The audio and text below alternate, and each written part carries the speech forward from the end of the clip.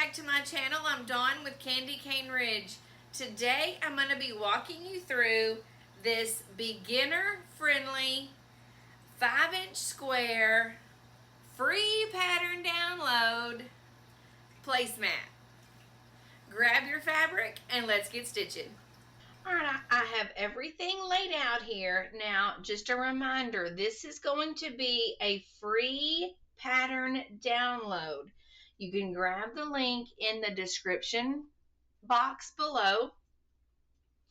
This consists of 6 different 5-inch squares. So if you have a 5-inch stacker or a mini charm pack, that would be great.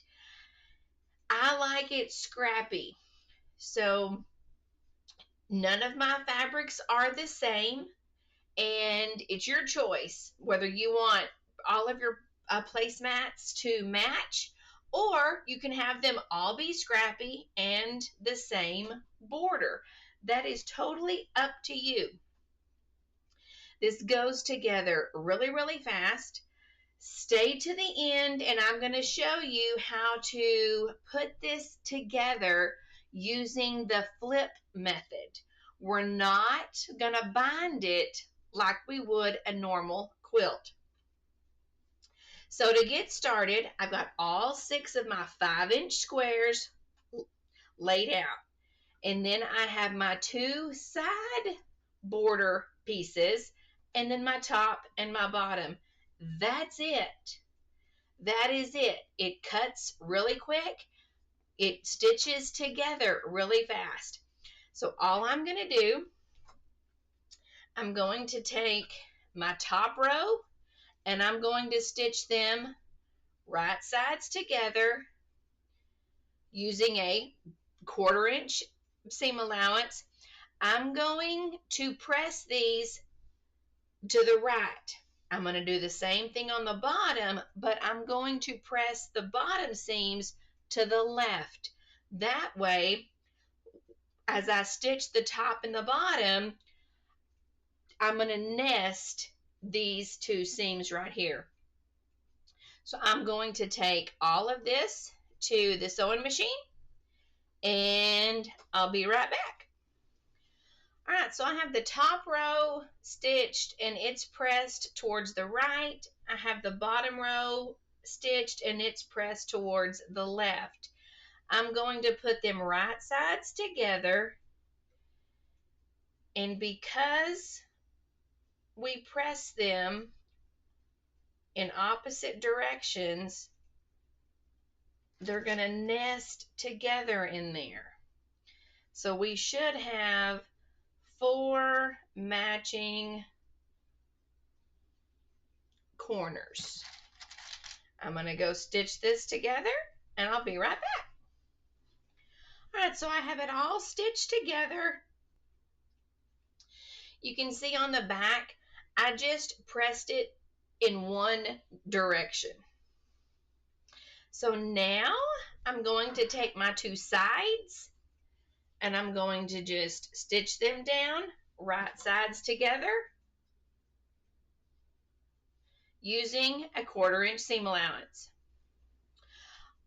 All right, so now all we have left is just to add our top and our bottom.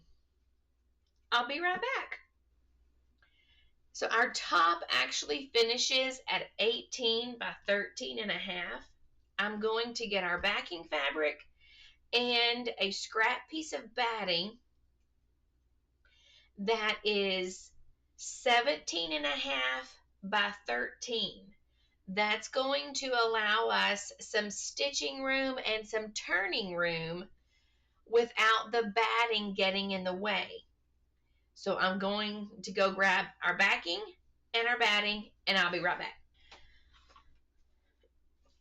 All right, so I have my backing fabric.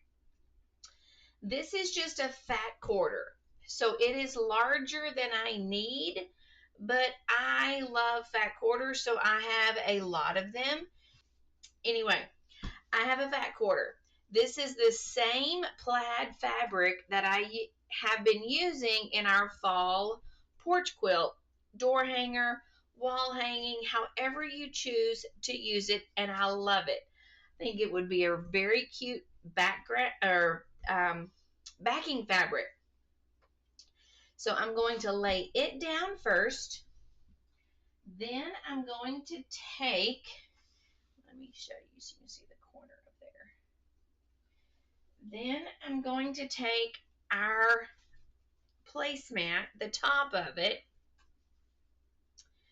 and I'm going to just I'm going to give myself some wiggle room here. It's not perfectly lined up. I have some wiggle room. So now I'm going to take my ruler and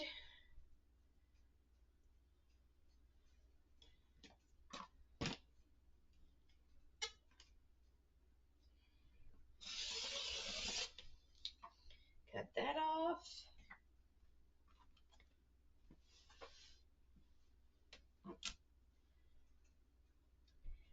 I guess I'm giving myself about a half an inch or so.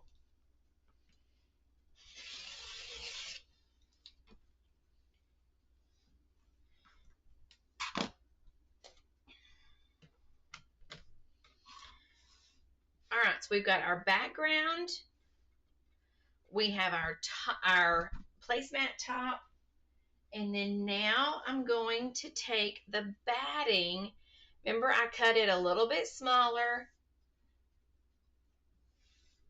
And I'm just going to kind of lay it out. I'm just using my fingernails and the tips of my fingers to just kind of smooth it out. All right, so now what I'm going to do, now here's the thing. This batting does not match pretty much any of my sides over here, but that's okay. I'm going to stitch the top to the back. I'm going to come in. I'm going to use my top fabric as my guide, and I'm going to come in and stitch 1/4 of an inch. Now, typically, you would think if this is 18 and your batting is cut at 17 1/2, you should have a 1/4 of an inch on both sides. Yes, but your batting is going to kind of stretch a little bit.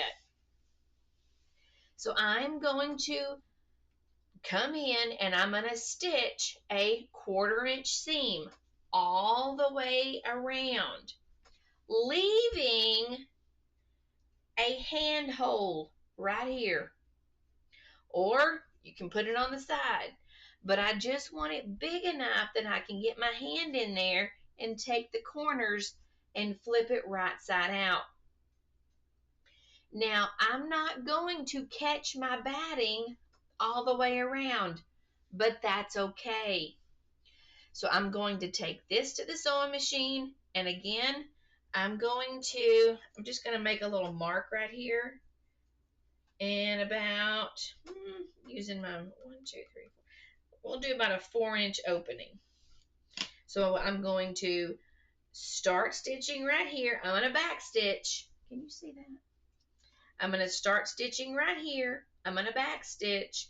I'm going to stitch all the way down, up, across, down, come back, and I'm going to stop right here at this mark, and I'm going to back stitch. Then we're going to turn it right side out. I'll be right back. All right, so we've got it all stitched together. Now, as you can see, some of the batting didn't catch, but some of the batting did catch. That's okay.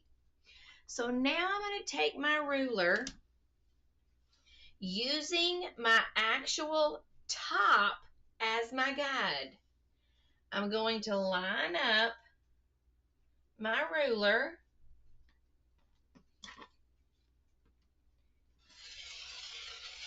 And I'm going to trim all that excess off.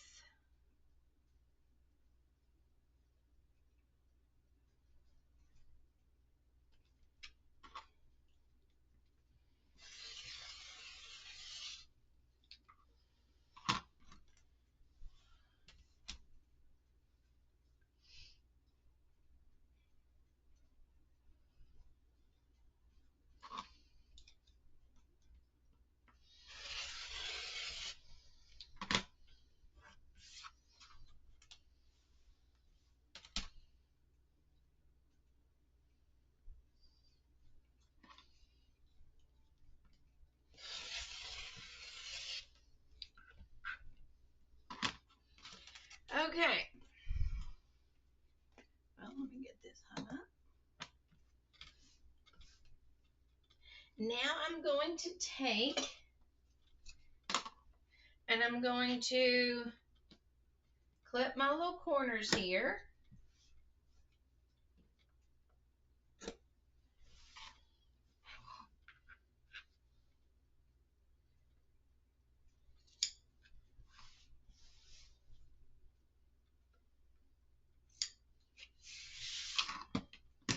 Okay, here's my hand hole. I'm going to actually take, I should have made that bigger. I'm going to go in between the top and the bottom.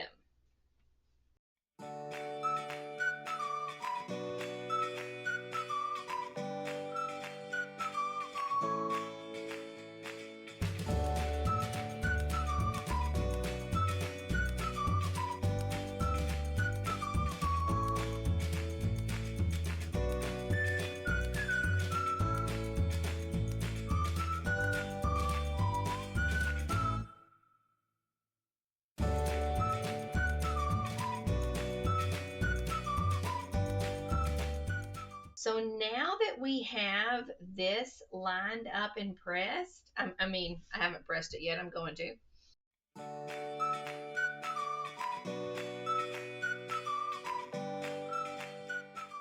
Now what I'm going to do is our hand hole kind of automatically folds in.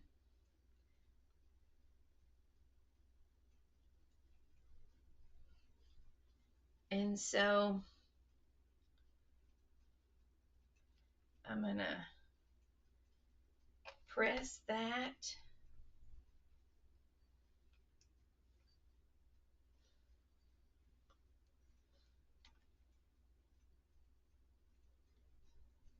Oh, that's hot. This may be a little cheap iron, but oh my goodness, this little dude gets hot.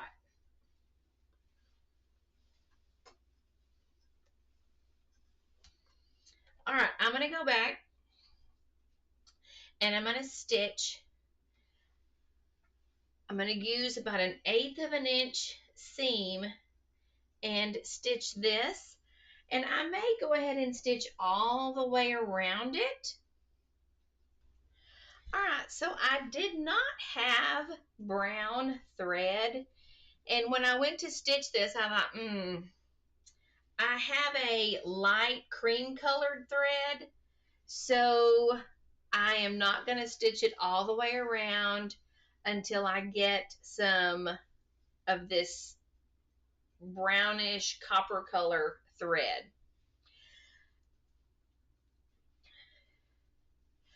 But you can see where I use that cream colored thread to stitch that closed. Now you can quilt this however you want to. You can hand quilt it, or you can stitch in the ditch, or you can do the crosshatch all the way across. That is entirely up to you. But this is a nice size placemat. It finishes at, let's see,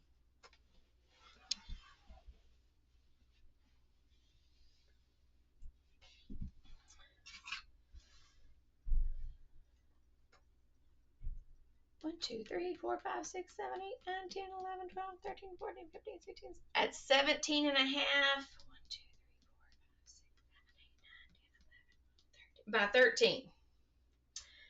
So that is a nice size placemat to get your table ready for fall.